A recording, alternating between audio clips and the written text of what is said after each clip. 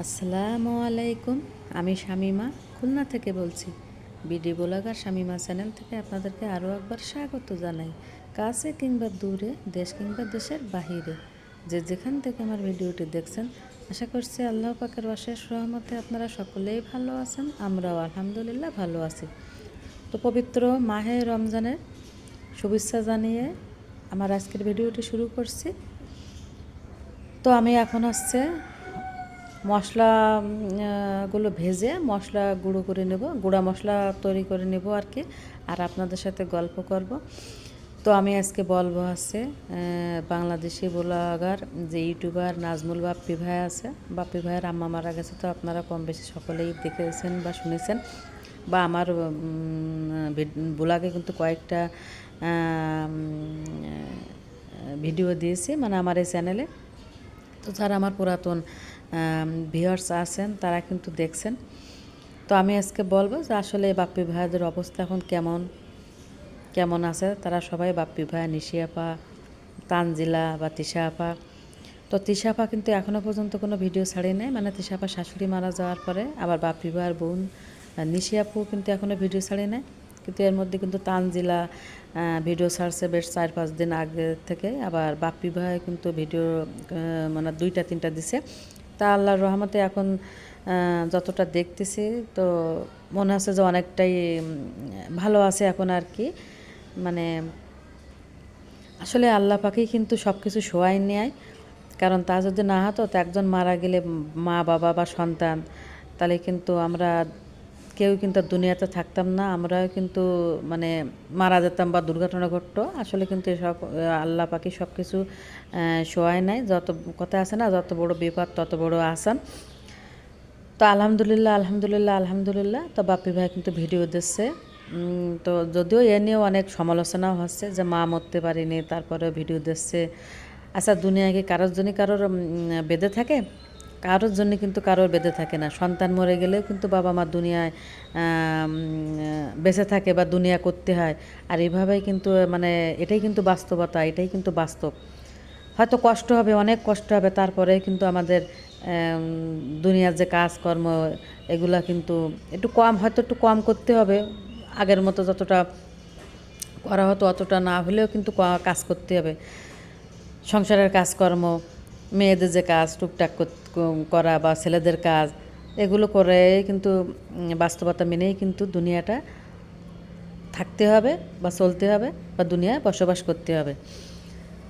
তো বাপ্পি ভাই কেন ভিডিও দিচ্ছে? অনেকেই কিন্তু বলতেছে যে মা মারা গেছে, কোনো শোক পায় নাই, ডলারের লোভে এখন ভিডিও করতেছে, 15 দিন হয় নাই। তো আমি তাদের উদ্দেশ্যে বলছি যে তার বাপ্পি ভাইয়ের মা মারা গেছে, তার উপর দিয়ে কী বয়ে গেছে, কী ঝড়, সে বাপ্পি ভাই কিন্তু জানে। আসলে কি সবাই কিন্তু সব কিছুই দেখাতে পারে না, বোঝাতে পারে না। আর পুরুষ মানুষরা কিন্তু এমনি একটু মানে মেয়েদের থেকে তাদের মনটা একটু শক্ত হয়। আর এভাবেই কিন্তু আল্লাহ পাক সৃষ্টি করেছে। তার অর্থ এই নয় যে বাপ্পি ভাই ভিডিও দিচ্ছে তো মানে 3-4টা ভিডিও দিয়েছে যে তার মা মারা গেছে, সে খুব খুশি হয়েছে বা খুব আনন্দে আছে। আসলে কিন্তু তা না। আপনারা হয়তো দেখছেন যে সে হয়তো মানে পাগল হয়ে যায়নি বা অজ্ঞান হয়ে যায়নি, স্বাভাবিকভাবে কথা বলতেছে, কিন্তু তার স্বাভাবিক কথা বলার মধ্যে কিন্তু অনেক কষ্ট লুকিয়ে আছে, অনেক কষ্ট লুকিয়ে আছে। এগুলো কিন্তু মানুষের সব কষ্ট সবসময় কিন্তু মানুষের দেখানো যায় না বা দেখানো সম্ভবও না।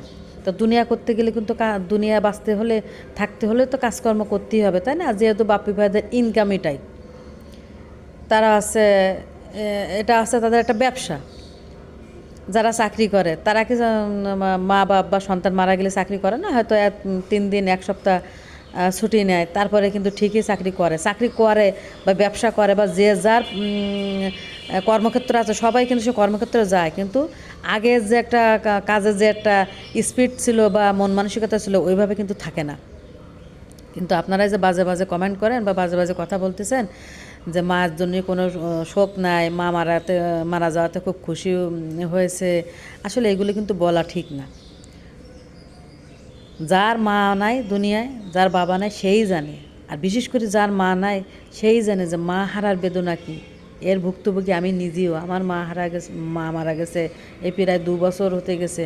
আমি জানি যে আমার মা নাই দুনিয়াতে, আমার মানে দুনিয়াটা কেমন, আগে আমার মা থাকতে আমার দুনিয়াটা কেমন ছিল, আমার জীবনটা কেমন ছিল আর এখন কেমন। এই যে কাজকর্ম সংসার আমরা সব কিছু করি, কিন্তু সব কিছুর মধ্যেই আমার মার কথা মনে পড়ে। আর মনে হয় কি যে না, আমার মা মনে হয় এখন মরিনি, আমার মা মারা যায়নি, এখনও আছে। কিন্তু দুনিয়া কিন্তু করতেছে, আল্লাহ পাক করাচ্ছে, আল্লাহ পাক সে ধৈর্য ধারণ করার ক্ষমতা দিছে। তা আপনারা বাজে কথা বলবেন না তাদেরকে নিয়ে। তো পারুল খালা তো আছে বাপ্পি ভাইয়ের মায়ের, সবসময় কাছে থাকতো আর কি, অনেক হেল্প করতো, কাছের লোক ছিল খুব আর কি। তো এখনও দেখতেছি যে আছে। তো আমার মনে হয় যে বাপ্পি ভাইয়ের আম্মা খুব কাছের লোক ছিল পারুল খালাম্মা, বা বিশ্বস্ত লোক ছিল। তো ওনাকে যেহেতু ওনাদের কাজের লোক লাগে বা একটা লোক লাগে, সেই হিসেবে কিন্তু রেখে দেওয়া উচিত। তো দেখলাম যে তানজিলার হাজব্যান্ড সাকিব আর কি অনেক কিছু